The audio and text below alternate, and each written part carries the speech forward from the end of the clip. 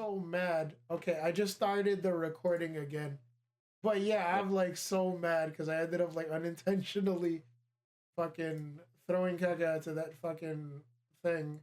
Let me see if I can change the if I can look through the things that I saw because we were looking at a list of games inspired by Earthbound.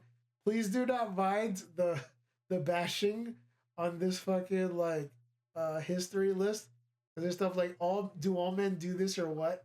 And I'm like, wait, no, don't see that. But yes, let's just take a quick look at this list right here of 22 games inspired by Earthbound and just give me your hot takes on them. See any of them that are of interest of you. Okay, number one, Yep. Mother 3. Gee, I wonder what this one's about. Mm-hmm. That one's interesting. Okay, let me check. Let me double check OBS to make sure Okay. shit is fucking. Okay, screen displays, displaying the screen. What I gotta do now is just um, go on Discord, share the screen because I gotta show it to you.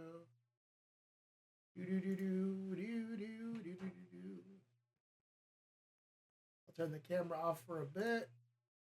Go full screen. Well, not full screen, but I'll just show you the screen. Okay. Right. So, other than Mother 3, let's see. Number 2, Glitched. Says here, glitches take the place of Earthbound's aliens. Personally, never heard of this game. What do you think? I don't know. It says it's made for the Nintendo Switch, So, PS4, and Windows. It's on the so way. when was this list made? Mm. Says here, updated April 3rd, 2024. Long story short, a shit ton of time ago. So either these games are still in development or like I don't know. Yeah. Says your glitches take the place of Earthbound's aliens, and it says that an NPC gains sentience through a glitch and must uncover the mystery of why this happened by exploring his own world. This sounds a lot like stuff that'll happen in not Earthbound. It sounds a lot like stuff that happens in that one game Undertale. Oh yeah, the Dark World. Yeah, I think that's what it's called.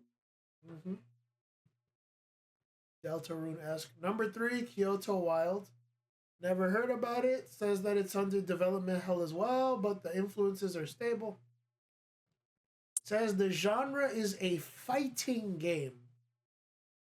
I don't know what happens in this one. Probably a lot of fighting.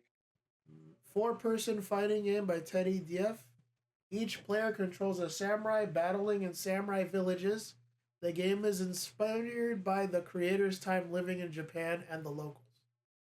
Side project got shelved because of his concerns with cultural appropriation. Oh shit. This is a good time to talk about Assassin's Creed Shadows. Is it? Diego, you told me a while ago that the game got delayed again. What do you think?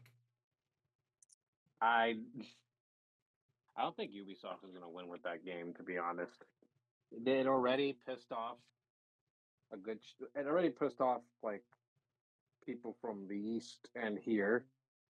They Mhm. pretty much made a statue that is the equivalent of selling a plane heading towards a tower figure.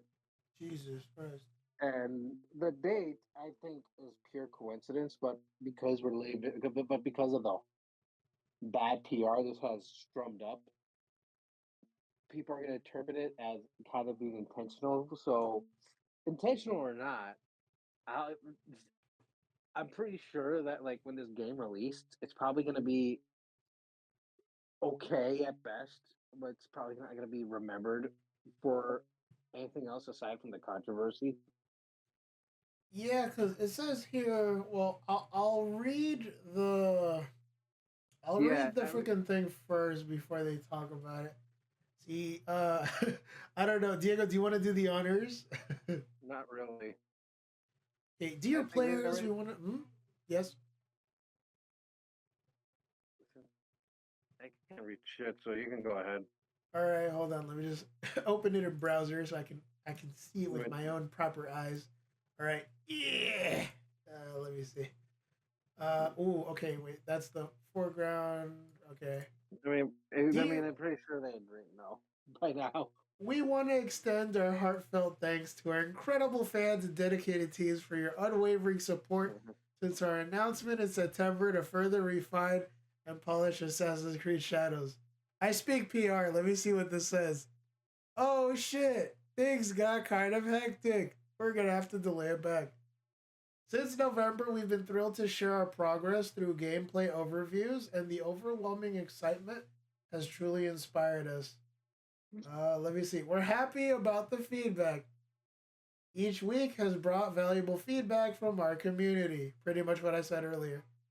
While we've already made remarkable strides, we believe a few additional weeks are needed to implement that feedback and ensure an even more ambitious and engaging day one experience. We gotta change a couple of things. The new release date is March 20, 2025. We remain committed to delivering a high quality experience fostered by ongoing dialogue between our players and development teams. We know you're eager to learn more about Assassin's Creed Shadows, and we're excited to share that more updates will be coming your way soon. Maralesi Kote on behalf of all teams working on Assassin's Creed Shadows. So, yeah, I think the reason why this thing is kind of considered like a fucking slam dunk in the coffin is because somebody added some context that says March 20th in Japanese history is known for the subway sarin attack that happened in Tokyo in 1995 when members of a cult named Aomin Shinrikyo released a gas in the Tokyo subway system, unaliving 13 people and injuring thousands. This event was not nice and considered one of the worst domestic, not good incidents in Japan's history. I'm specifically trying to avoid using certain wordplay because I don't want to get demonetized. If they hear you using certain words, it's really, really bad. Yeah. So that's what happened. Thoughts on this, Diego? Racing hot thoughts. Will this game turn out well? Can they turn this around somehow? Not really. At best, the game is gonna be fine. I don't think it. I don't think it's gonna be like a massive like return to form for Assassin's Creed because it pretty much peaked with three. Let's be honest. Three was really Assassin, good. They had a lot of stuff in that. yeah, it peaked with Assassin's Creed 3. At best, it's probably just gonna be another like hit piece for grifters, left or right, like I don't know, man. It's just it's like this game. Like as someone who stands in the middle, I just don't like how like Ubisoft is handling it, Mm-hmm. and I don't, and it's like I don't know, man. We'll have to see. Yeah, I that's true. Hopefully sooner than later. I I mean, I'm I mean, happy at the fact that like they're still making Assassin's Creed games here and there because it kind of reminds me of like that feeling when I was like a teenager, just like trying to collect all of these games and like figure out the overwhelming story that's happening with these characters. But I feel like ever since the stuff that happened in Assassin's Creed 3, I feel like the Ubisoft kind of like lost track of the plot. I yeah, yeah. Like I said, they peaked with three, and it feels like they're kind of like throwing darts to see what sticks. Mm-hmm. That is absolutely true. Let me see. Images. I'm trying not to see anything not safe for work. Okay. And This is the best image I can show of the two characters. You were saying? it's like and like what's it called? Again, like not for nothing. If they want to include Yasuke, that's fine. But like the history with that man is so muddled. It's like the only thing we know for certain is that he existed and he was under Nobunaga. I mean, for context, we're talking about another series where there's some magical item that's an apple that can control people's minds and free will. But yeah, sure. Let's talk about historical accuracy in a game where there's a lot Oh of yeah, fantastical elements that are anything but. oh yeah. That's when like that's where like and I feel like I feel like for some reason now people take an issue with like historical accuracies because what's it called? Like I'm not gonna I hold you. know. I don't think it's historical accuracy that they're worried about because games like freaking Samurai Warriors 5 sort of just Oh came and yeah, went and yeah. nobody said anything about it. Oh, because it's a Japanese game. They don't care about Japanese shit. They don't play Japanese shit. They just play like AAA slop. Oh, Like you fuck. got people getting mad when I remember people getting mad that like they made Thor that they apparently made Thor fight and Ragnarok, but they don't. But like, and if you ask anyone, they can tell you bodybuilders are sometimes built like that, True.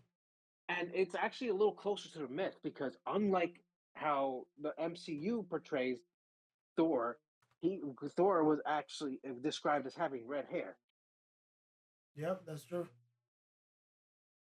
Thor was always like a redhead, but at the same time, like the way that people portray Thor now, unfortunately, with the way that Western culture just has like its influence on like people, they attribute it more to Chris Hemsworth and his long, stylish blonde hair than the actual Norse god of the mythology.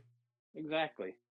They probably they probably see Loki as like Tom Hiddleston. Then like I don't know. I mean I'm probably a victim too because like I've only because he's the first thing that pops into my head aside from like Fire Emblem Heroes Loki. Mm-hmm. True.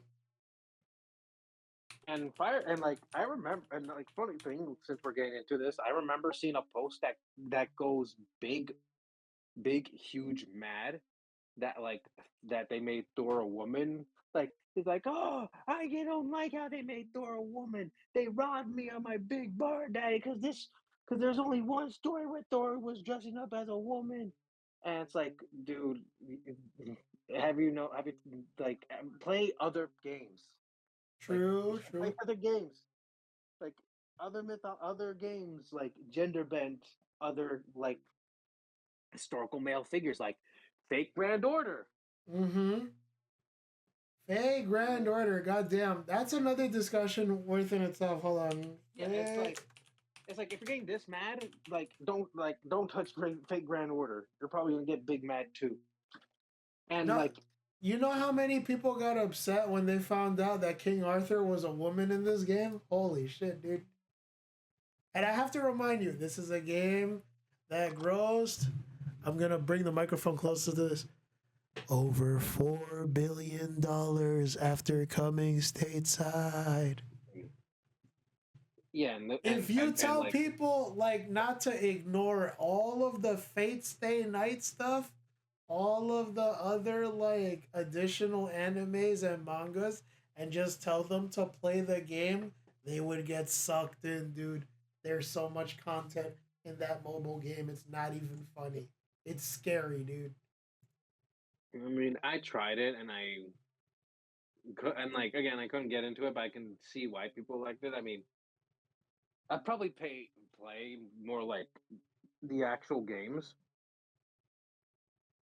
And to be honest, I already got like let me see, what,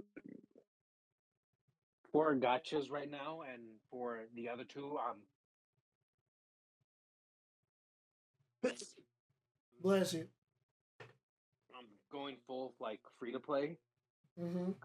because I'm gonna be really honest. A lot I spent a lot of on Fire Emblem more than I'm willing to admit. Yo, But I've you mm-hmm. but I've completely cut down. I only spent like when there's like when it's like when a certain game mode comes around and they have a pack that's like, oh, that comes with a token where you can exchange it for someone else's character that's already pre-built. So I'm not gonna lie, it's like $54. But listen to me, if that you for $54, you pretty much get 100 orbs and a token that allows you a fully built character with premium skills, like and fully flowered possibly. So it's like all right, I was like all right, and I pretty much save a lot in the long run. Would you say that this is an accurate depiction of the game itself? Well, back then, yeah. Right now, there's like a lot more original characters for Fire Emblem Heroes, and the roster is like far greater than it was right now. Like, funny thing about this picture though is that if you look, you could in the bottom on the bottom near Roy and Alphonse, Erica, and in the back, they this image was made, but they weren't in the game yet. Foreshadowing, maybe? Yeah, like I got in when book one was ending, and Erica came in a little later when the game released. Everyone else in the picture though was in the base game. Damn, but there's no love for Micah? Oh, Micaiah got in book two. Oh, okay. And I can't Yeah, help but notice, well, I don't know if I'm gonna like remove this from the script. 'Cause I don't wanna say this out loud, but like I can't help but notice that Lynn doesn't seem to be wearing her stockings in this outfit. Is this like an error from the animator's part? Or I don't know. Is this like a Oh no, glitch? oh no, you're thinking about Fire Emblem Warriors, right? Yes. And that one she No, wears they like a skirt or like tights mm, under her outfit. oh no, that Fire Emblem Warriors made the skirt, made the shorts, and in the original game and in most of her alt, he does not wear those. But wouldn't that cause like chafing? I feel like she'd get annoyed just moving around with all that friction. Don't question it. I mean, I'm just saying, bro. I feel yeah, like but there's gonna be a lot of stank there, just moving around long, I mean, large again, battlefields. I mean, I mean, don't question it. I mean, again, this is the same series where like horses do like backflips, like more like bigger than they should, um, and just anime bullshit around. It's like I don't think realism is in there. Like as much as some Fire Emblem fans want to, realism is not Fire Emblem's best friend. Hmm. Uh-huh. Damn. And And then I see these other pictures of like the ensemble cast, but they're like tiny. And I'm like, there's not nearly enough characters that can represent this well, picture. it's these are the more popular ones. It's just for the ones right over there for Sacred Stones. It's mostly Erica and Ephraim because those are the two main lords and the most popular.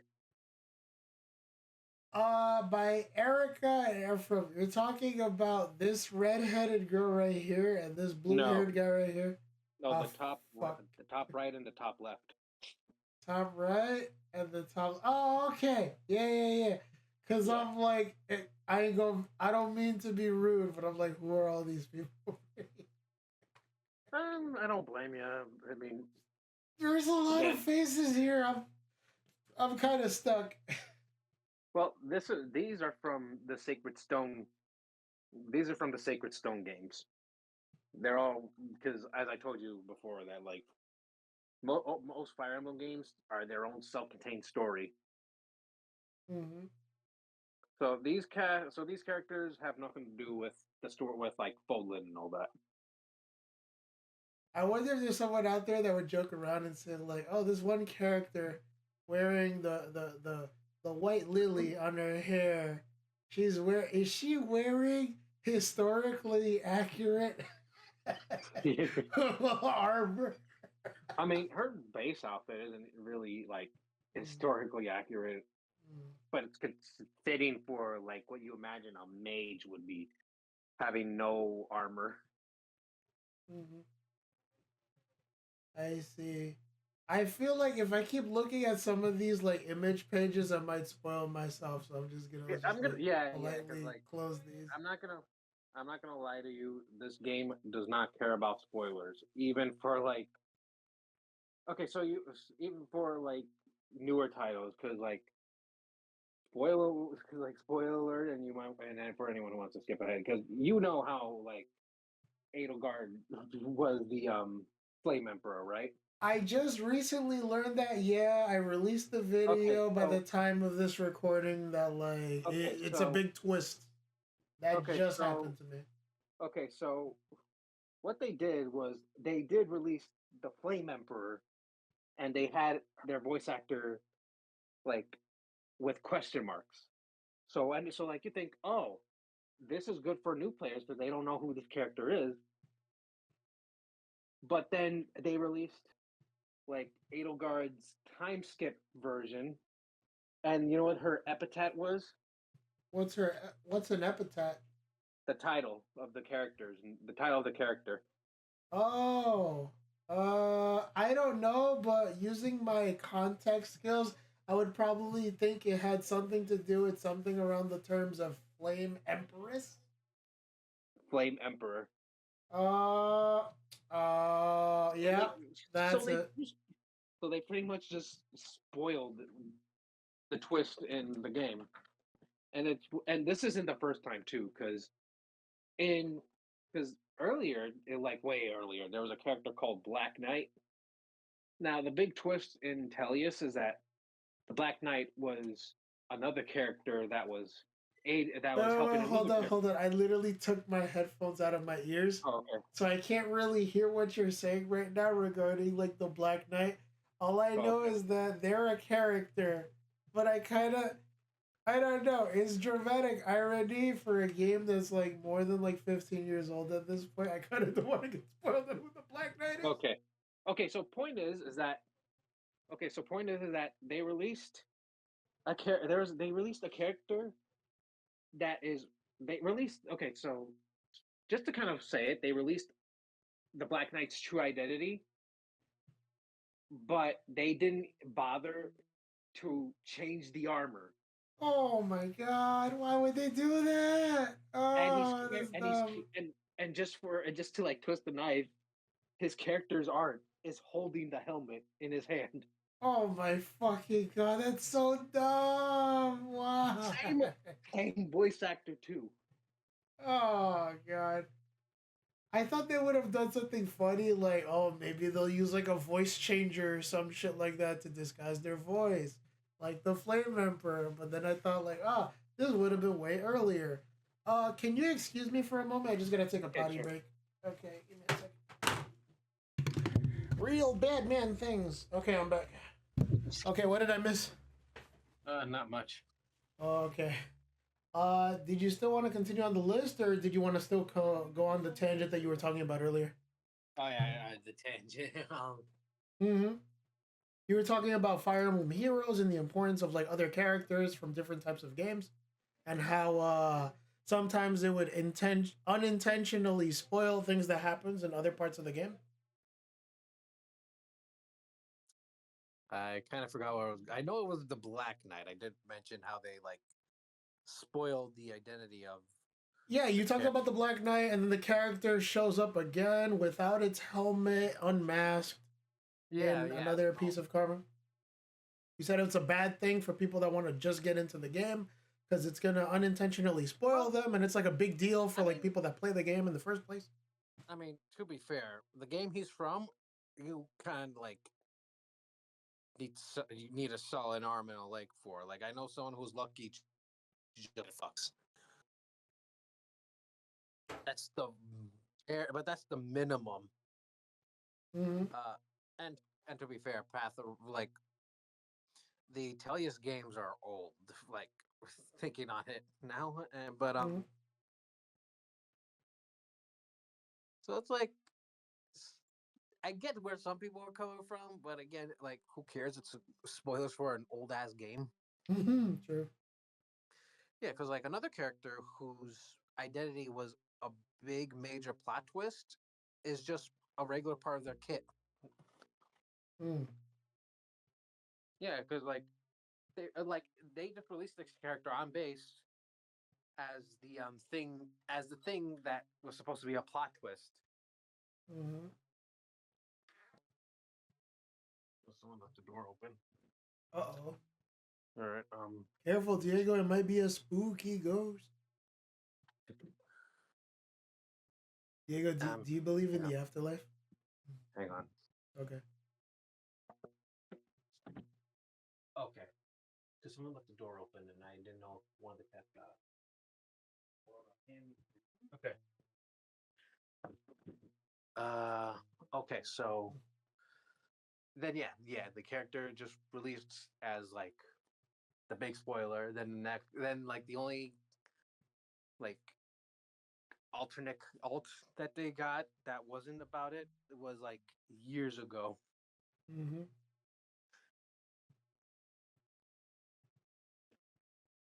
So it's Great. like they yeah, you get me. Like Fire Emblem Heroes doesn't really care about spoilers, even if you haven't played the games. Mm-hmm. It is what it is. Right, chat.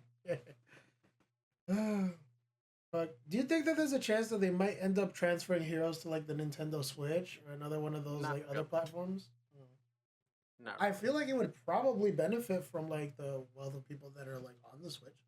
Well, I mean, not for nothing, but with the type of game it is versus what people want in a RP in like a gacha now, I don't think it's gonna like get much waves. And Fire Emblem, despite being like showing it can like get sales, is still really niche because like I've yet to see people who.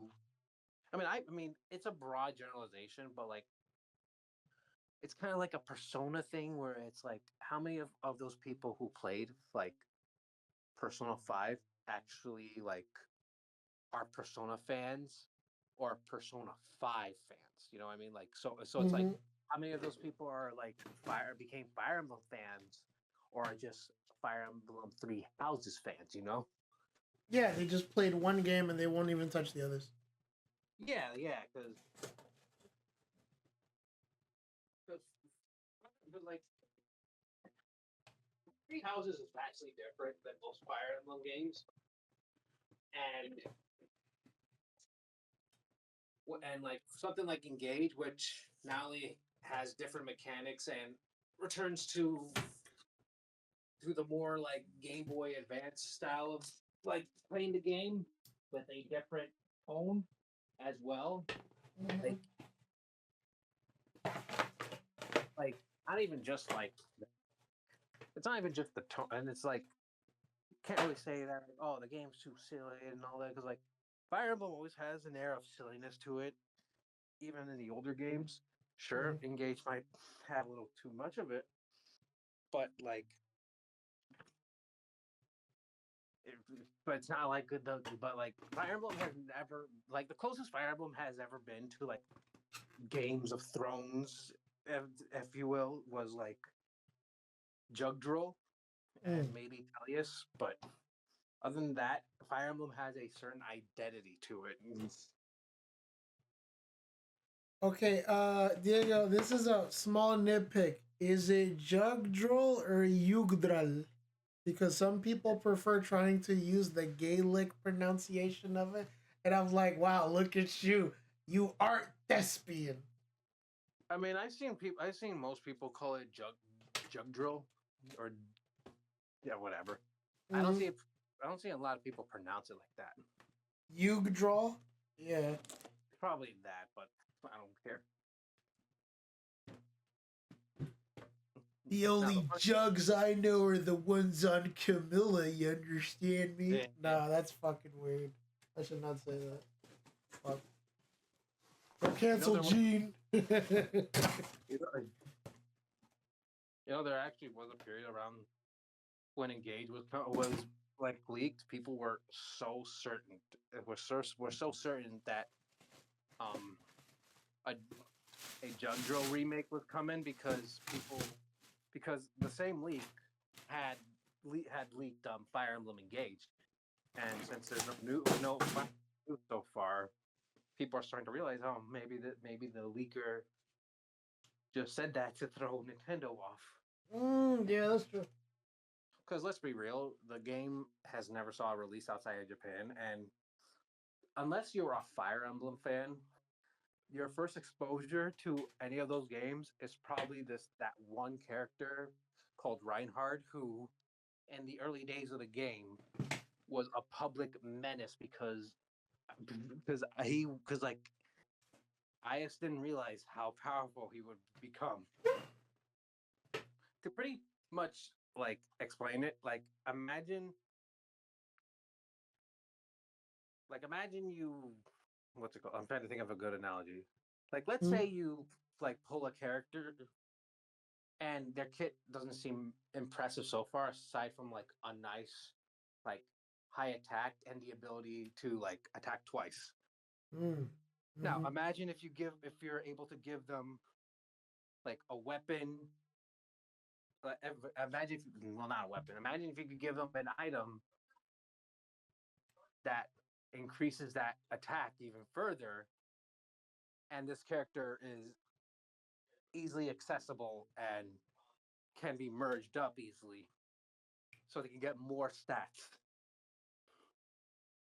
That That sounds man, super dangerous. yeah, he will so to really emphasize like Sigurd, the main character of Genealogy of the Holy War, his entire kit was just to survive Reinhard, and in that game, canonically, Sigurd never meets Reinhard. So there's like this guy was was made to counter another guy he canonically never meets. It just shows you how powerful he was back then. I still wouldn't say he's hard carried though, but I think that because of this, the way the scenario that he plays like a large role in is like such an integral part of the game. Who? It kind Sigurd? of, yeah, Sigurd plays like an important role in the Yeah, game yeah. that kind of like facilitates that like he be Oh yeah, overpowered for like the stuff that he does in that role. But yeah. yeah, that's a little strange that like he stands out as a lord for those qualities. Yeah, but I'm saying that like in Fire Emblem Heroes, he was made to counter a character that in his own world he never gets to meet. Oh yeah, no, that dramatic irony is fucking hilarious. I love that. Yeah. And like there's another character that's just like It's like, oh, remember this ass whooping jerk, and it's like, remember me? They'll be like, who's that? Who are you? yeah, there's another character that's like it's like I can't fucking stand Reinhardt. If I see him, I'll kill him. Mm-hmm. And another one who's like what does Reinhardt have that I don't have? Like and like again, this character was in his own game, like only seen in like 2 chapters. But they just flanderize their personality. No, it's not that he's flanderized. He kind of gets more personality. It's just that this is a side character who made it big. Mm. And like, if you ask any Faye fan, any Faye player, or anyone who played Faye, they'll tell you who Reinhardt is.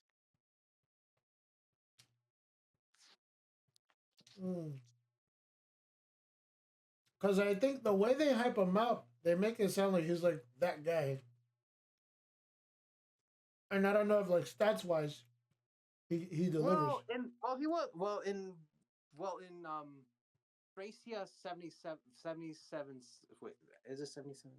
776, Thracia. Yeah, Mm-hmm. in Thracia, he was hyped up because he did have a very he did I don't know how he did have a leadership stat. I don't remember exactly what it was, but he was a boss that you didn't want to like bum rush, that you had to like be strategic with. You're saying it would have Or been a real problem for Roy. no. Thracia is Leif. Oh Roy fuck, is blue binding. hair. Yeah. Okay. Roy's binding blade. Mm.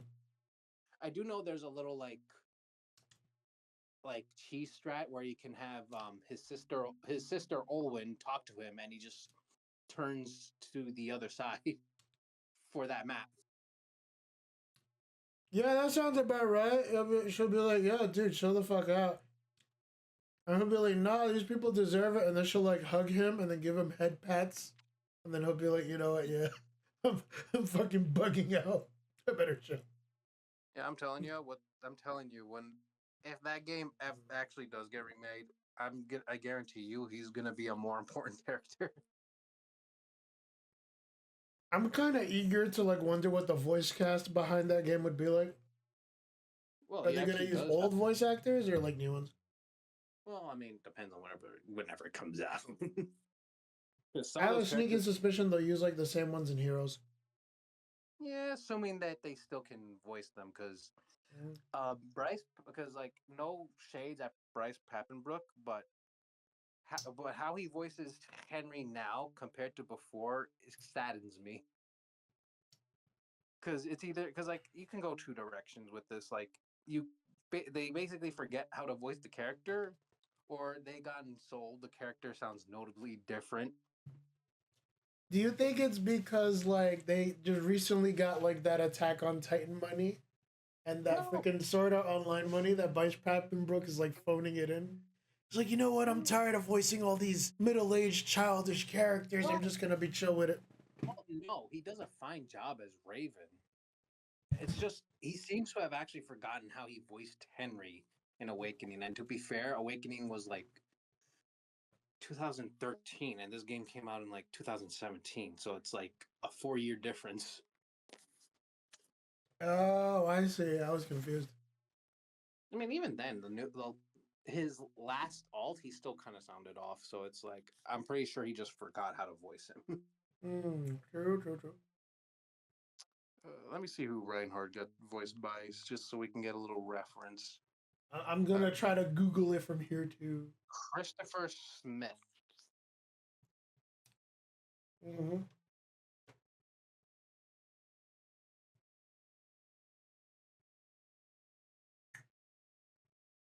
Christopher Smith. I'm not familiar with the stuff that he does, so I kind of am drawing a blank right now when it comes to him. Let me see if I can find like Christopher Smith voice actor. Mm,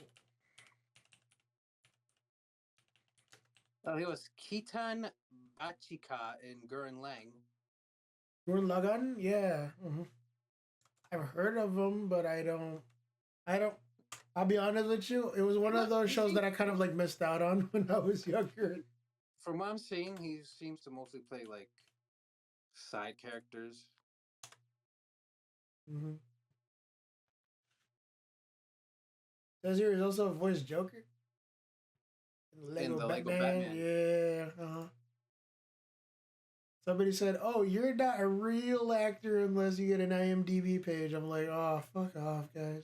God damn. Mm. But yeah, here's his like thing. No, excuse me. People say he was in Rurouni Kenshin. Oh, he voiced Rufus in Street Fighter. Oh, okay. He was in Baki Hanma versus Kengan Ashura. God fucking damn it. Yo, that show was a fucking scam to me, bro. I thought that it was gonna be like an actual battle between like Baki and the main character of like Kengan Ashura, but we got played, bro. It was just a giant draw. I'm like, bro, I could have told you that they were gonna end in a draw. Why the fuck did you have to animate all that? I feel like nowadays, I feel like nowadays people are like they're scared of like having a definitive winner unless it's like special cases because we know in Godzilla versus Kong, like as much as they wanted to paint it, we know Godzilla beat Kong's ass. And then they act like it's a spoiler that you beat them too, and it's like, what? Not really. Well, Depending on the people that watch their stuff. I mean, it's not even that's a spoiler. It's just like they tried to make it look like like what's it called? They had a tie in the end. It's like no, Godzilla like thoroughly thrashed his ass. He got a 2v1. I'm trying to find the right picture for Godzilla versus Kong, and it's the one that comes up. Which one? This one right here on this. I'm sure there's others of differing quality that would come up better. Let me see. There's nah, same quality. These are surprisingly bad. What the fuck? Okay, this one's decent. Wait, no, it's a picture for the trailer. Fuck, nah. I'm not trying to get in trouble. You're not gonna copyright me. Why don't you just look for? Why don't you just look for like Godzilla versus Kong poster? There we go. Open thing in new tab. I can just copy and paste this for when I eventually like do the video. By the way, I actually wanted to ask you, how do you feel about Popeye and Tintin going public domain? That's great. We're gonna get more stuff featuring Tintin. That's a character that a lot of people know very little about over here in the States. I think Tintin is a lot more popular overseas. Popeye is like an American character. Yeah, funny thing is that like Popeye is in the public domain, but like of course later stuff like the spinach or like any of his cast is like off limits so far. It's kind of like with Steamboat Willie, Mickey, where you can only use those versions of the characters. Speaking of, people can now use Mickey's gloves as shorts that had Mickey's gloves are in the public domain now. Wait, so the shorts and the gloves of that specific version of Mickey are in public domain? Yeah, because a lot of Mickey shorts from 1929 are in the public domain now. So I guess people don't have to like pay money to use the footage. They can use the characters from those shorts in any way as long as it doesn't confuse audience, you know? Yeah, something like that. I'm just still confused when it comes to like the meaning behind public domain. Because a lot of people say public domain and then they turn it into a horror game. And I'm like, this doesn't look like Mickey. Well, the thing is that like from my understanding, because I've been watching a lot of videos and I'm still trying to grasp it, is that like the copyrights for those things are done, and as long as they don't as long as you can use them, you can use those characters as much as you want. Mm-hmm. However, as long as you don't use any like anything from future installments, like Mickey's like modern design, maybe red shorts, like those are still under copyright. Yeah, because it says here that they're planning on making 3 Popeye. They're making 3 Popeye horror movies, and I'm like, yo. But it doesn't always have to be horror. Mm. It's just horror is just the laziest way to do it. Mm. But because Popeye is in the public domain, they are allowed to use them as such a way. Because obviously, no one's gonna look at this and say, "Huh, this looks like a new thing in the Popeye stuff." Because like that's not gonna confuse audience and thinking it's like under whoever owns Popeye. And it's technically transformative because they're reimagining him and all that. And it's like I don't like it, but I'm in a way glad it exists. Because it's like again, I know it's like weird saying that it's like lazy, but at least someone had the idea and they're allowed to do it, you know. So and like we don't have to go with horror. Because like you could just probably throw Michael Rodent, like Steamboat Willie Michael Rodent, into a game as like a character, like, and you know what I mean, right? Yeah, I'm just still eagerly awaiting that scene where like he fucking like pulls the first guy into his grip and he's like, you know, you picked your wrong fights, you know what I mean? I don't exactly start them, but you know what I'm saying? I end my fights. And then he just does the pinwheel and the guy's like looking at the pinwheel. He charges up energy and knocks him into next week. Like, I hope at least that, like, I mean, from what I saw, it's probably. Hold on. All right, bless you. From what I saw, I hope at least. Hold on. I mean, So, at least with the horror, at least with Popeye horror, it's like it just seems like standard horror. It's like you could have gone a little more cartoony because Popeye's a cartoony guy. Like, why not have him like like spin his arm around and then knock the guy's like head off straight into the atmosphere? Like, get stupid with it. mm-hmm. Yeah, that's true.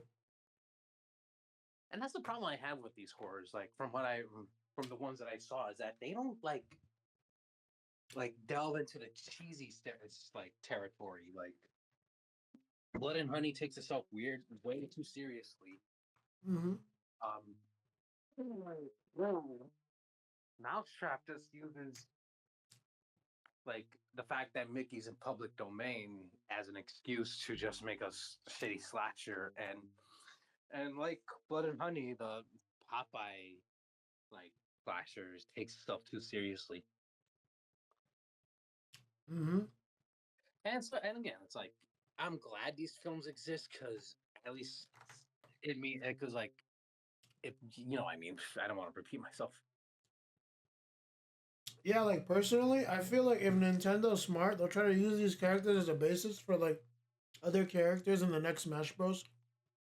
Or they could just like be a little transformative and like it doesn't outright have to be like Popeye. They can name whatever they want because that it's another way to like avoid stepping on toes. But funny thing, since you brought up Nintendo Popeye, is that the original Donkey Kong game was going to be a Popeye game. They didn't have the Jumpman either. What do you mean?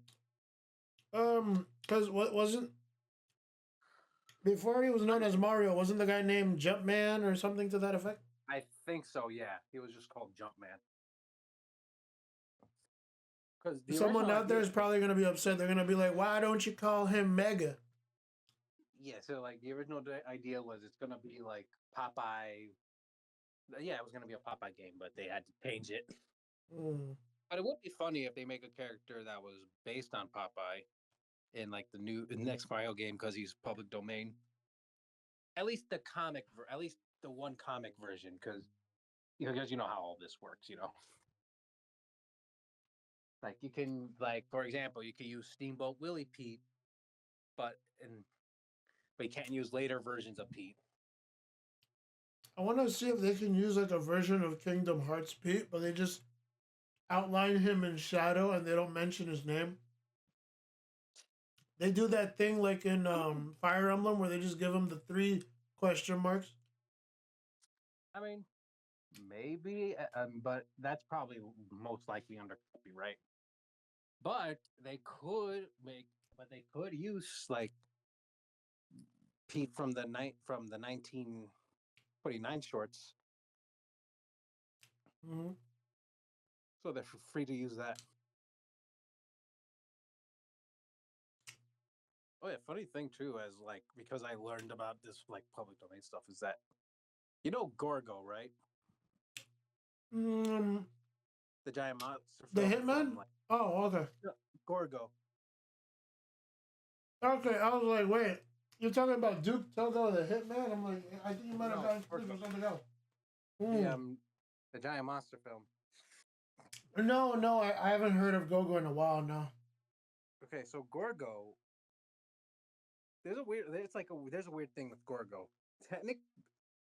While the movie is under copyright, the character is in the public domain through the comics because the comic came out before the movie, and because the comics never renewed the copyright license, Gorgo's in the public domain. Whoa!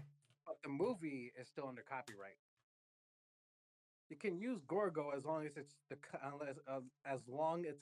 comic variant. You talking about this one right here? Hold on. No, fuck. It's a public video. Uh, is it this one? There's a poster. Let me see. This one right here. Oh, hang on. I can't see your screen. Oh, fudge. That's odd. Hold on. Yeah. It's still recording. Still recording. If I connect this. All right, because I have this on. Okay, hold up. Screen one is going live. Turning off the camera. This. Yep. It's In- it's a giant monster that attacks London.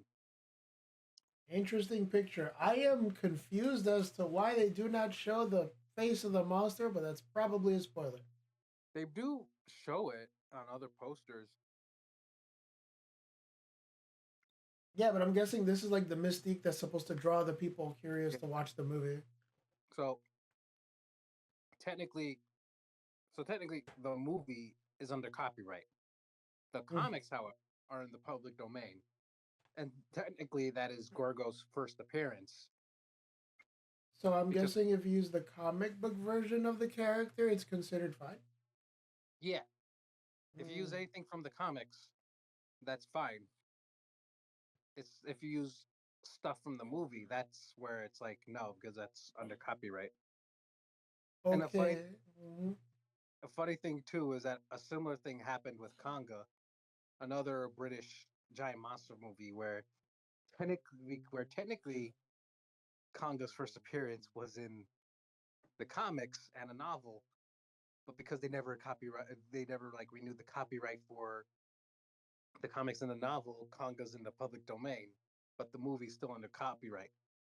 That's so dumb. Yeah, but hey, it means I can make my own version of Gorgo as long as I use the comics. True, true. I wonder what a Gorgo Pokemon would look like anyway. That actually would be. I'm actually kind of. Huh.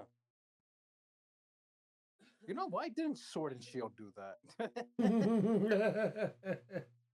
But yeah, as you can see, they do show what Gorgo looks like in like the pictures.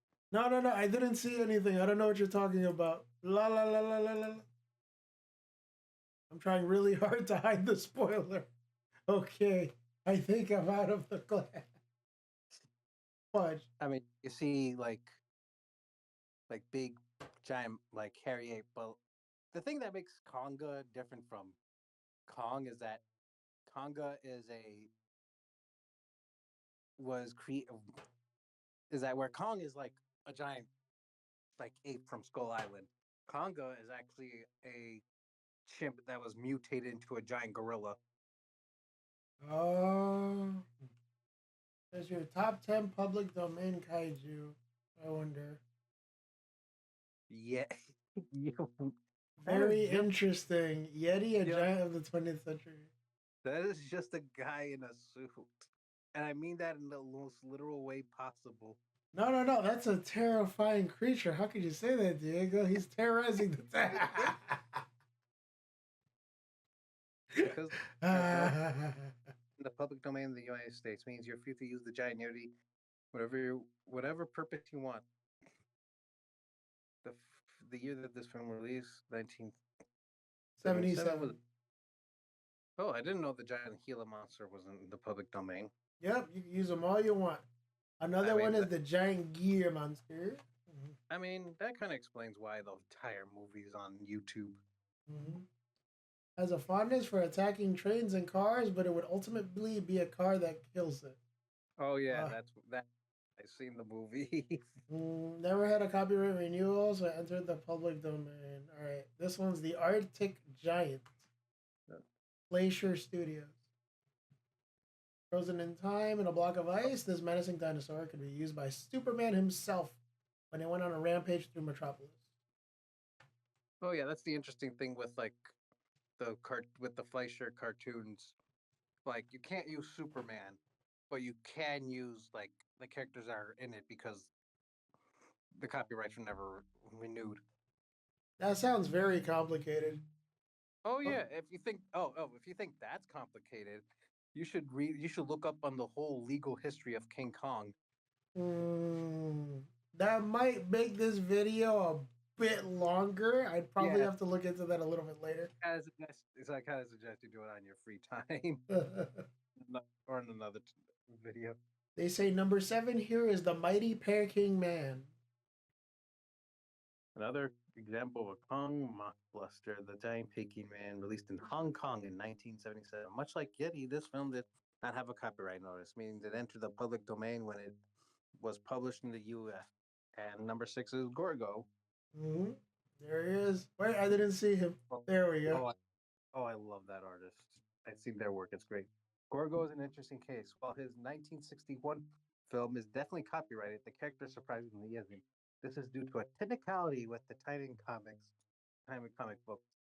Charlton Comics created comic books depicting Gorgo a year before release, and they never renewed the copyright for these comics. Thus, Gorgo's first appearance are all in the public domain. Yep. So, I guess so. If you want to add Gorgo as like a secret boss, you can do that. True. Godzilla's true enemy. And who's this guy right here? This is actually new to me. Reptosaurus. Another example of a kaiju from the Charlton comics. Reptosaurus is a mutant prehistoric pterosaur woken by atomic testing. It's just, oh my god, it's just Rodan. Literally the plot for Rodan. Says here Reptosaurus showed up in the Gorgo comics, so they had a crossover. I mean, since both kaijus are in the public domain, Gorgo versus Reptosaurus is a film waiting to happen. I want fucking Gorgo versus Conga. I want that film. Gorgo versus Conga. True. Or Mungander. Is it your? This is why is it the Smite incarnation? Okay, Well, no. This list would be remiss if it didn't include at least one mythical creature. After all, mythical creatures were the original kaiju. Jormungandr is a well-known giant monster, being a mortal enemy of Norse Lego character. It's just basically like mythology thing. I think they just put it as a filler because, of course. Mm-hmm. And there's God Conga. of War spoilers, but yeah, Conga shows up right here. I mean, it's not really a spoiler. They show Jormungandr in the first trailer. Yeah, I know. I just didn't watch the first trailer, so I didn't know they would show up. As you could probably guess by now, Charlton Comics was really bad at renewing their copyrights. Conga is yet another character from the Charlton lineup, and judging by his name and design, it's probably pretty obvious, but he was inspired by it. Aside from King Kong, he's also has similarities with George from Rampage, having once been a normal ape that became a giant due to exposure to a mysterious chemical. So pretty much like Gorgo, since his is in the comics, he's public domain. Cthulhu. Oh my goodness. I'm pretty so the copyright, I guess. You can't look into his eyes, it'll drive you mad. Cosmic horror is one of those genres that's slippery and hard to find, much like the monster feature within. One of the things for certain, however, is that H.P. Lovecraft is the most famous cosmic horror writer, and Cthulhu's is Lovecraft's most famous creation. A priest, blah, blah, blah, blah, blah, blah. Being in the public domain, Cthulhu has countless representation as a. So I'm guessing the copyrights have expired for Cthulhu, and they've been pretty much able to do whatever. Okay, I did know a little bit about King Kong. The King Kong is an interesting take because the novel is in the public domain. However, the movie is still see. His original film is still copyrighted, but due to some technicalities with his book adaptation, the character accidentally entered the public domain. Because the book released before the film and it never had its copyright renewed, King Kong is technically copyright free. This was subject of a contentious court case, and in the end, it was decided the book is indeed in the public domain.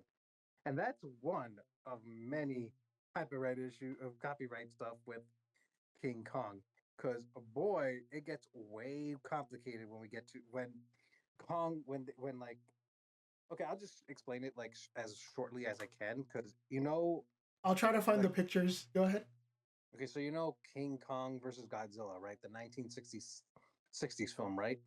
Yeah. Oh fuck, that's not Godzilla. Let me try to find the appropriate picture. So what happened is that, if I remember, one of the guys that was close to one of the creators of King Kong, like they wanted to make a King Kong versus Frankenstein. Mm. And behind the other guy's back, he went to Toho and asked them if they wanted to make their film. And if I remember correctly, Toho was not totally interested in making a well. Well, initially they were interested, but then later on they suggested that they could try to use King Kong versus Godzilla since they were looking to use Godzilla in a new film, and they agreed. And the other guy found out, and while the film was being made, there was a whole legal court case that was going on with it, Mm-hmm. and it, and it just gets all muddy from there because holy fuck.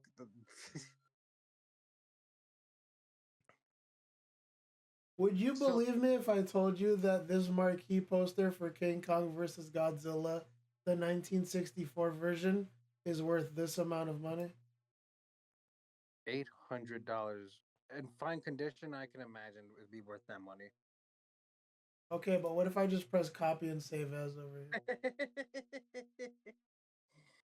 How to make NFT artists mad. here? You didn't hear it from me.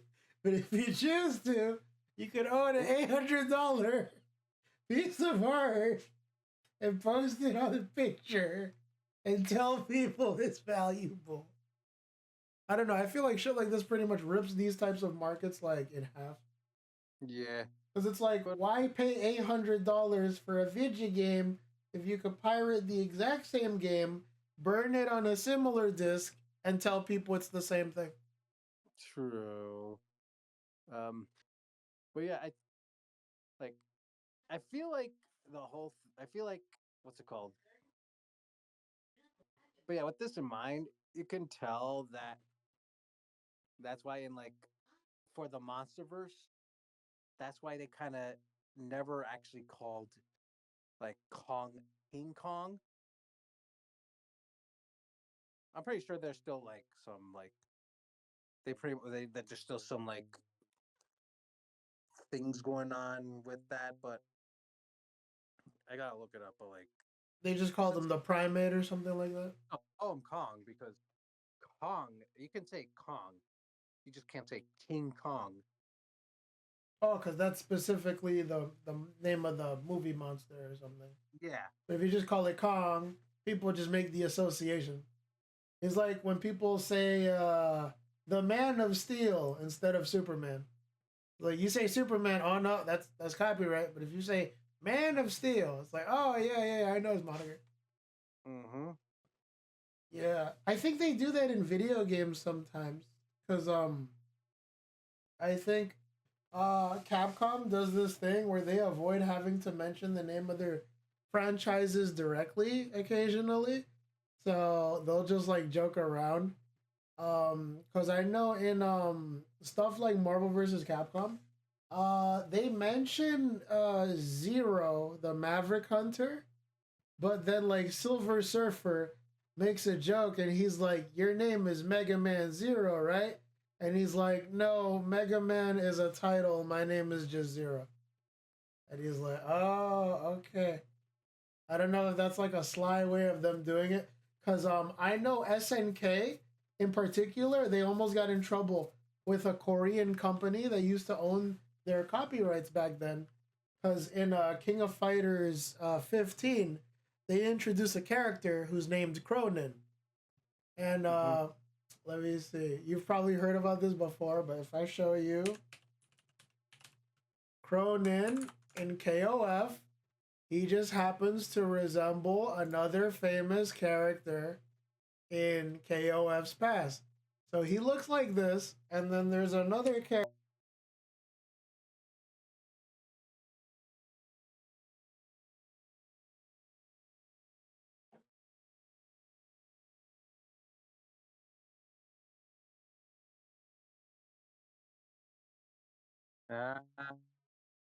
Yeah.